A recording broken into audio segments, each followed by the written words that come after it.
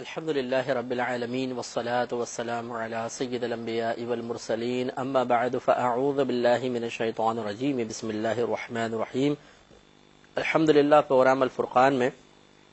تجارت، رزق حلال و حرام اور اپنے ہاتھ سے کمانے کی فضیلت کے بارے میں، رزق حلال و حرام کی معرفت اور اپنے ہاتھ سے کمانے کی فضیلت کے بارے میں، تجارت کی فضیلت کے بارے میں کلام چل رہا تھا،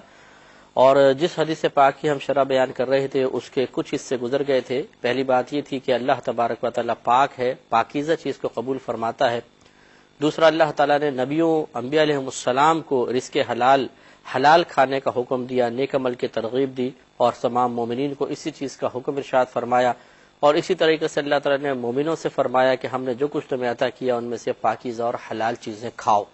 اس کا مطلب یہ ہوا کہ جو کچھ دیا ہے اس میں کوئی حرام چیزیں بھی ہو سکتی ہیں۔ رزق حرام اللہ کی طرف سے، ہم نہیں کہیں گے کہ اللہ نے رزق حرام دیا، مطلب کہنے کا یہ جو چیزیں اللہ نے پیدا فرمائی ہیں اس میں بعض چیزیں ہمیں حلال رکھیں اور بعض چیزوں میں امتحان رکھا کہ تم ان چیزوں کو نہیں کھا سکتے ہو، جیسے کیڑے مکوڑے منع کر دیے، زمین پہ رینگنے والے تمام حشرات الارض منع کر دیے، کتے بلی درندے منع کر دیے۔ اسی طرح سمندری مخلوق میں احناف کے نزدیک صرف مچھلی جائز ہے، تمام مخلوقات، باقی مخلوقات کو منع کر دیا گیا۔ اور اسی طرح جو چوپائے وغیرہ ہیں ان میں سے گھریلو گدھوں کو منع کر دیا گیا، گائے، بھینس، بیل، دمبا، بکرا، بکری ان کو جائز قرار دے دیا گیا۔ اڑنے والے پرندوں میں سے جو شکاری پرندے ہیں ان کو حرام قرار دے دیا گیا، اس کے علاوہ جتنے پرندے ہیں انہیں جائز رکھا گیا۔ تو غرض یہ کہ اللہ تبارک و تعالیٰ نے گویا کہ حکم دے دیا کہ جو کچھ ہم نے تمہیں عطا کیا ان میں سے پہلے معلومات حاصل کرو کہ کون سی چیزیں کھانا تمہارے لیے حلال ہیں، پھر ان کو کھاؤ، اور جن کو حرام قرار دیا ہے ان کی معلومات حاصل کرنے کے بعد ان سے اپنے آپ کو بچاؤ۔ تو بعض حضرات ایسے ہوتے ہیں کہ جو صرف زبان کے چٹخاروں کے بڑے متمنی ہوتے ہیں، اور وہ یہ نہیں دیکھتے کہ ہم کیا کھا رہے ہیں اور کیا نہیں کھا رہے ہیں، وہ ہر قسم کی چیز کھانے کے چکر میں ہوتے ہیں۔ ہمارے تو بہرحال مسلمانوں میں یہ حرام حلال کا پھر بھی کھانے کے لحاظ سے شعور ہوتا ہے، گندگی وغیرہ کا، لیکن آپ باہر کے ملکوں میں چلے جائیے، وہاں مسلمانوں کی بات میں نہیں کر رہا ہوں، عام جنرلی بات جیسے غیر مسلم ہیں کہ وہ ہر چیز کو آج چکھنے کے چکر میں ہیں کہ ہر چیز کا ذائقہ معلوم کیا جائے، کس کے اندر اللہ نے کیا ذائقہ رکھا ہے۔ اور وہ مطلب یہ نہیں کہ وہ اللہ تعالیٰ کی کوئی قدرت پر مطلع ہونا چاہتے ہیں کہ دیکھیں اتنے ذائقے اللہ نے پیدا کیے، بلکہ اپنے نفس کی خواہش کے تابع ہو کر ہر گندی سے گندی چیز کو کھا رہے ہیں۔ لیکن ہمارا مذہب اس چیز کی اجازت نہیں دیتا ہے۔ ہمارا مذہب کچھ اصول فراہم کرتا ہے، ایک زندگی کا قرینہ دیتا ہے، کچھ ضوابط دیتا ہے، قوانین دیتا ہے، اور ان کی رعایت کرنے کا حکم ارشاد فرماتا ہے۔ مزید آگے جو نبی کریم صلی اللہ علیہ وسلم نے فرمایا تھا، اور یہ فرمان کا مقصود یہ ہے کہ بعض اوقات ایک شخص ایسا ہوتا ہے جس کی ظاہری حالت ایسی ہوتی ہے کہ اس کو دیکھ کر عام انسانوں کو بھی اس پر رحم آ جائے، اور پھر اللہ تعالیٰ تو ارحم الراحمین ہے، لیکن اس کی اس قابل رحم حالت کے باوجود اللہ تبارک و تعالیٰ اس کی دعاؤں کو قبول نہیں کرتا، حالانکہ وہ اللہ کو پکار رہا ہوتا ہے، اور اس کی وجہ یہ ہے کہ وہ رزق حرام کما رہا ہوتا ہے، کھا رہا ہوتا ہے۔ لہذا ارشاد فرمایا کہ ایک شخص جو طویل سفر کرتا ہے، اور یہ بھی حدیث میں ہے کہ اللہ تعالیٰ مسافر کی دعا قبول فرما لیتا ہے، تو اس میں ایک اور شق آپ شامل کر لیں کہ ایک شخص حالت سفر میں ہے، یہ حالت سفر میں جو حالت ہے یہ بھی اللہ تعالیٰ کی رحمت کو متوجہ کرنے کے لیے کافی ہے، اور پھر پھٹے پرانے کپڑے ہیں، بکھرے ہوئے غبار آلود بال ہیں، یہ تمام ظاہری جو علامات ہیں جو کسی کی رحمت کو اپنے طرف متوجہ کر سکتی ہیں، کسی کے دل میں رحم کا مادہ پیدا کر سکتی ہیں، ان کی موجودگی کے باوجود اس کی دعا کیوں قبول نہیں ہوتی؟ رزق حرام کی وجہ سے۔ یہ سرکار بیان فرما رہے ہیں کہ ایک شخص طویل سفر کرتا ہے، اس کے بال بکھرے ہوئے غبار آلود ہیں، وہ اپنے دونوں ہاتھ آسمان کی طرف پھیلا کر کہتا ہے اے میرے رب، اے میرے رب، حالانکہ اس کا کھانا حرام ہے، اس کا پینا حرام ہے، اور اس کا لباس حرام ہے، اور اسے حرام غذا دی گئی ہے، یعنی اسے معلوم تھا کہ یہ حرام ہے پھر بھی کھاتا رہا کسی کے دیے ہوئے، اس کے باوجود، تو اس کی دعا کیسے قبول ہوگی؟ معلوم ہوا کہ جو رزق حرام کھاتا ہے، پیتا ہے، یا لباس کی شکل میں اس نے رزق حرام کو اختیار کیا ہوا ہے، یا اس نے مطلب وہ بالفرض حلال کماتا ہے لیکن جان بوجھ کر کسی کی دی ہوئی حرام چیز کو اس نے کھا لیا ہے، حرام کمائی کو استعمال کیا ہے، تو اللہ تعالیٰ اس کی دعائیں قبول نہیں فرماتا ہے۔ اس لیے تھوڑی سی احتیاط کرنی چاہیے. اور اس میں تھوڑا سا تفصیل میں آپ کو عرض کر دیتا ہوں کہ بعض اوقات کوئی رشتہ دار ہماری دعوت کرتا ہے اور اس کی آمدنی مشکوک ہوتی ہے. اگر تو خالصتاً حرام ہی ہے، سود کا کام کرتا ہے بس، یا بس رشوت ہی لیتا ہے اور ذرائع آمدنی حلال کی بالکل بھی نہیں ہے، مطلب صرف حرام کام کرتا ہے، تو پھر تو اس کی دعوت کو رد کرنا ہر شخص پہ واجب ہے کہ اس کی دعوت میں نہ جائے. لیکن حرام حلال اگر مکس ہے، جس کو مشکوک کہتے ہیں، کہ ہمارے سامنے جو کھانا رکھیں گے اب یہ پتہ نہیں کہ حلال والے پیسوں سے ہے کہ حرام والے پیسوں سے، تو ایسی صورت میں عام لوگوں کو اجازت ہوتی ہے کہ وہ اس شادی بیاہ میں یا ایسی دعوتوں میں چلے جائیں. لیکن دیندار انسان جو عالم ہوں، مفتی ہوں، انہیں پھر بھی احتیاط کرنی چاہیے. لیکن بہرحال جیسے بعض اوقات دعوت عید پر بلا لیا، بقرعید پہ بلا لیا رشتہ داروں نے، اور ان کا کھانا مکس ہے، کوئی مطلب مشکوک سی روزی ہے، خالصتاً رزق حرام نہیں، تو عام لوگوں کو اجازت ہے کہ وہ جا سکتے ہیں، اگرچہ تقوی یہ ہے کہ بچیں. لیکن بعض اوقات مصلحت ہوتی ہے، خاندانی کچھ تقاضے ایسے ہوتے ہیں، رشتے اتنے نازک ہوتے ہیں کہ دعوتیں قبول کرنی پڑتی ہیں، تو وہ ایسی جگہ جا کے کھا سکتے ہیں. لیکن اگر مشکوک جگہ ہے تو ضرور اللہ تعالیٰ کی بارگاہ میں استغفار کرتے رہیں. دوسری ایک صورت یہ ہوتی ہے کہ ہمیں کوئی دوست ہے، ہمیں کوئی تحفہ دے رہا ہے، رشتہ دار نے دعوت کی، ہمیں پتہ ہی نہیں ان کی روزی کیسی ہے، یہ کہاں سے کما کے لایا ہے، حلال ہے حرام ہے. ایسی صورت میں یہ تقویٰ نہیں ہے کہ اب آپ تحقیق کرنا شروع کر دیں اور اس سے کراس کویسچننگ کریں، یار کیا کماتے ہو، کہاں سے لاتے ہو، کیسے لائے تھے. نہیں، اب آپ بلا جھجک کھا سکتے ہیں، پی سکتے ہیں، یہ بالکل جائز ہوگا. اگر بالفرض آپ کو نہیں معلوم اس نے رزق حرام کھلا دیا تو انشاءاللہ یہ دعا کی قبولیت کی راہ میں آپ کے لیے رکاوٹ نہیں بنے گا، اس لیے کہ آپ نے قصداً رزق حرام نہیں کھایا. ایک صورت یہ ہوتی ہے کہ بیوی بچے ہوتے ہیں، بیوی جانتی ہے کہ میرا شوہر حرام کما رہا ہے، وہ اس کو ناپسند کر رہی ہے، دل میں کراہت بھی ہے، منع بھی کرتی ہے شوہر کو، لیکن وہ باز نہیں آتا. اب وہ بیچاری کے پاس اور کوئی ذریعہ آمدنی نہیں ہے کہ وہ اپنا گزارا خود کر سکے. اگر نوکری کر بھی سکتی ہے، شوہر نہیں کرنے دیتا مثال کے طور پر، تو ایسی صورت میں اس عورت کے لیے اور اس کے بچوں کے لیے بقدر ضرورت اس روزی میں سے کھانا بالکل جائز ہے. دل میں کراہت رکھیں، بالکل کھا سکتے ہیں، پی سکتے ہیں، لباس وغیرہ اختیار کر سکتے ہیں. تو اب ان کے لیے یہ نہیں کہیں گے اس عورت کے لیے، اس کے بچوں کے لیے، کہ تمہارے لیے بھی یہ وعید ہے کہ تمہارا کھانا حرام ہے، پینا حرام ہے، لباس حرام ہے، تمہاری دعا قبول نہیں ہوگی. نہیں، یہ چونکہ مجبور ہیں تو یہ اس شخص کے بارے میں ہے کہ جو برضا و رغبت حرام کھا رہا ہے، حرام کما رہا ہے، حرام پہنتا ہے، یا اگر کوئی دیتا ہے جانتا ہے کہ یہ حرام ہے پھر اس کو اختیار کر رہا ہے، یہ منع ہوگا. مثال کے طور پہ ایک دوست ہے، آپ کو آ کے کہتا ہے یار یہ چوری کا مال ہے، آج اپنے کھاتے ہیں، کسی پیسے چرائے تھے، اس کے میں یہ مثلا بروس خرید کے لایا ہوں. اب آپ نے یہ نہیں دیکھا کہ یار یہ حرام مال ہے، چوری کا خود وہ کہہ رہا ہے، بس بروسٹ کے ذائقے کو پیش نظر رکھتے ہوئے شروع ہو گئے. یہ سخت ناجائز ہے، اور یہ جب پیٹ میں پہنچے گا تو طوفان مچائے گا، اور یقیناً پھر انسان کے دل میں بے نوری پیدا ہوگی. عبادت کی جو ایک انسان کے اندر عبادت کا جذبہ ہوتا ہے، ایک عبادت کی تڑپ ہوتی ہے، وہ ختم ہو جائے گی. دل سیاہ پڑ جائے گا، گناہ کرنے کو دل چاہے گا، ہمارا دل بھی چاہے گا کہ کچھ حرام کما کے کھایا جائے. تو بعض اوقات تو یہاں یوں بھی سنا گیا ہے کہ بعض لوگوں کو یعنی ایسی عادت ہوتی ہے، کہتے ہیں کہ حلال میں اتنا مزہ نہیں آتا معاذ اللہ جتنا حرام میں مزہ آتا ہے.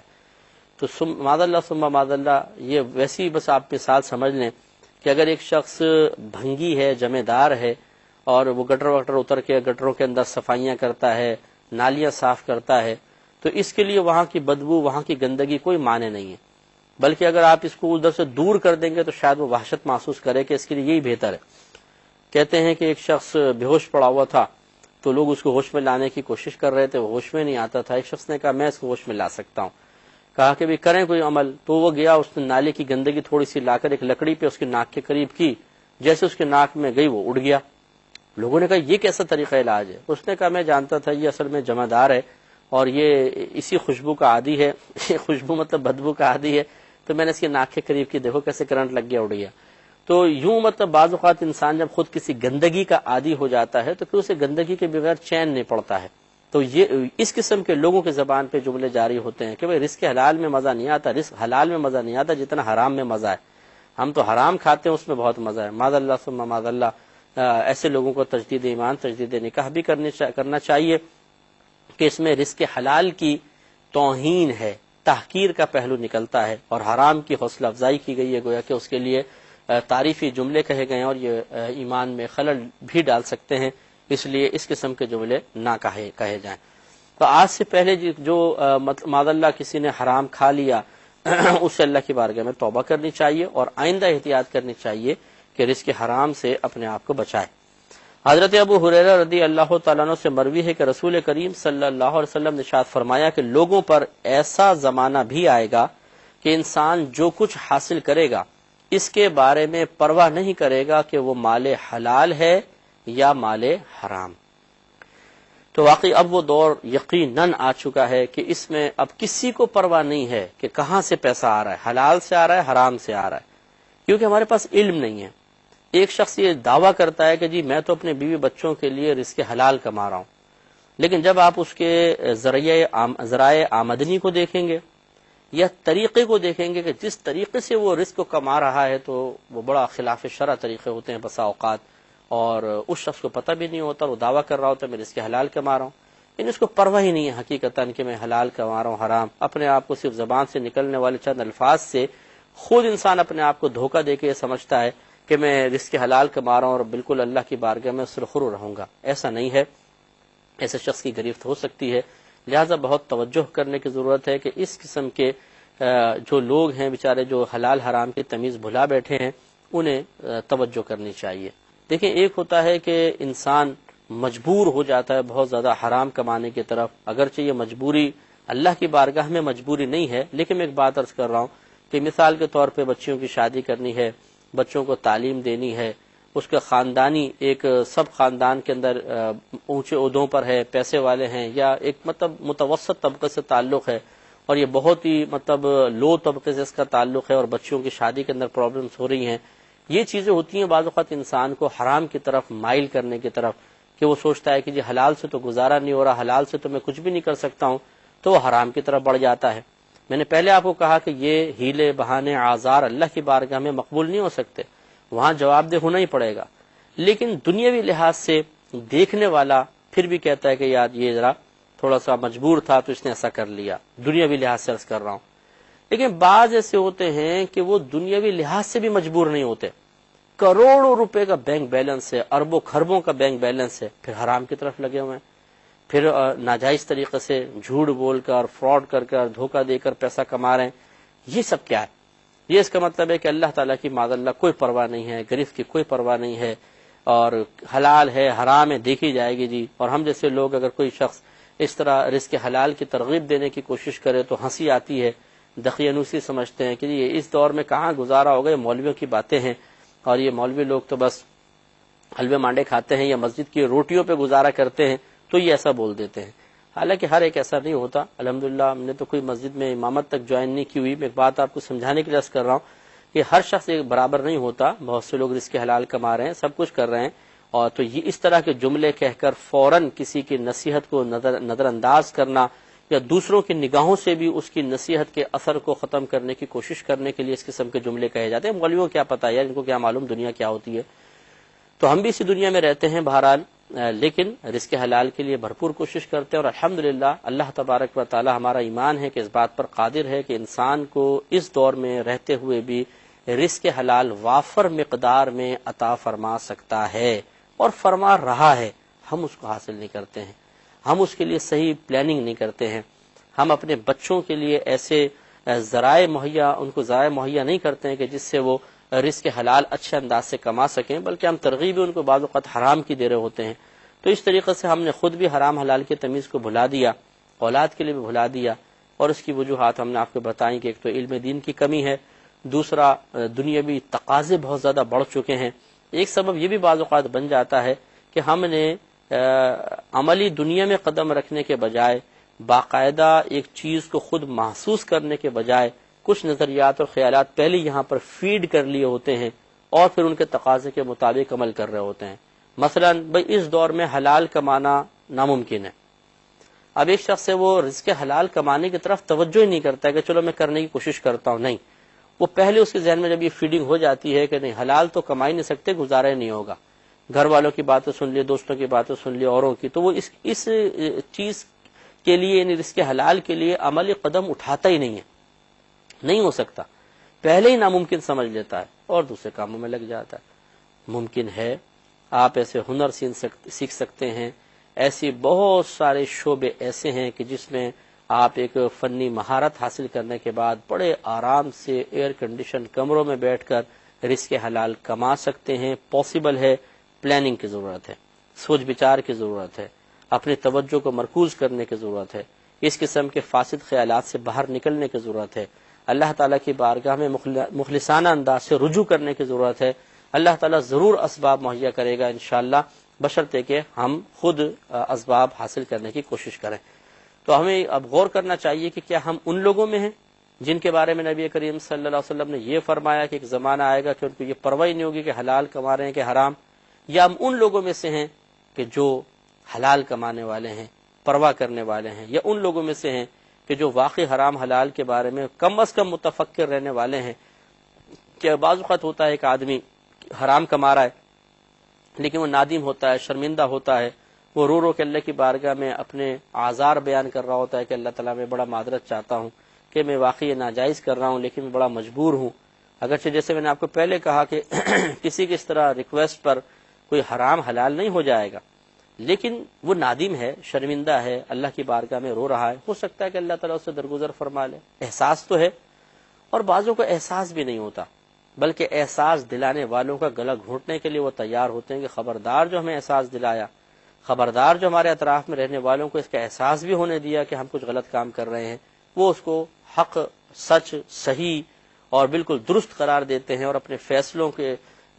خلاف کسی کی رائے کو قبول نہیں کرتے ہیں۔ یہ بالکل غلط طریقہ ہے اور ہمارے مذہب اسلام کی تعلیمات کے بالکل خلاف ہے۔ صحیحین کی روایت ہے، بخاری و مسلم کی، حضرت نعمان بن بشیر رضی اللہ تعالی عنہ اس کے راوی ہیں، کہتے ہیں کہ نبی کریم صلی اللہ علیہ وسلم نے ارشاد فرمایا کہ حلال ظاہر ہے اور حرام بھی ظاہر ہے، اور ان کے درمیان کچھ مشتبہ چیزیں ہیں، یعنی شکوک و شبہات والی۔ ایک تو حرام ظاہر ہے، رشوت ہے، چوری ہے، ڈاکہ ہے، بالکل ظاہر۔ حلال بھی ظاہر ہے جیسے دیگر حلال ذرائع ہیں، اور سرکار فرماتے ہیں کہ ان کے درمیان کچھ مشتبہ چیزیں ہیں جنہیں بہت سے لوگ نہیں جانتے، ان کو علم ہی نہیں ہے ان چیزوں کا، لہٰذا جو شخص مشتبہ چیزوں سے بچا اس نے اپنا دین اور اپنی عزت کو محفوظ کر لیا، اور جو مشتبہ چیزوں میں واقع ہوا وہ حرام میں جا پڑا، جیسے کہ ممنوعہ علاقے کے آس پاس جانور چرانے والا، جیسے مثال کے طور پہ منع کر بورڈ لگے ہوئے ہیں، بھئی اب بادشاہ کی یا مطلب گورنمنٹ کی پراپرٹی ہے، اس میں آپ اپنے جانور کو نہیں لے جا سکتے، ممنوع علاقہ ہے، تو اس کے آس پاس جانور ایک شخص چرا رہا ہے تو ہو سکتا ہے جانور چرتے چرتے وہاں چلے جائیں۔ اس طرح سرکار نے مثال دی کہ جو مشتبہ چیزوں میں پڑے گا ہو سکتا ہے حرام میں چلا جائے۔ اس کی مکمل وضاحت انشاءاللہ اگلے پروگرام میں کریں گے۔ وآخر دعوانا ان الحمدللہ رب العالمین۔